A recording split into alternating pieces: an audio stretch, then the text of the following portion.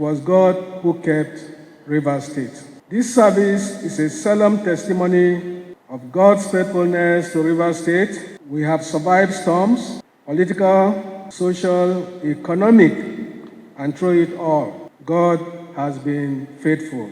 The seeds of reconciliation have been planted. These seeds need your deliberate nurture to take roots. Our collective sacrifices and commitment to peace is what we must all strive to guard at this time.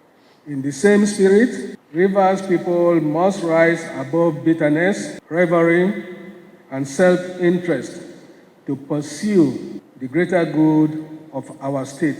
I make a special appeal to our political actors: shade your sword. Politics must never be an excuse to destroy the very state we are called to serve. The progress and prosperity of Rivers State must be placed above personal or partisan interest. Rivers State cannot afford another season of division and acrimony.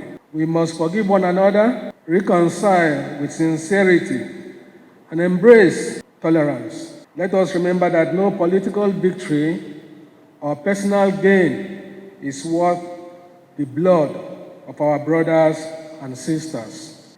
Let us forgive, let us reconcile, and let us heal.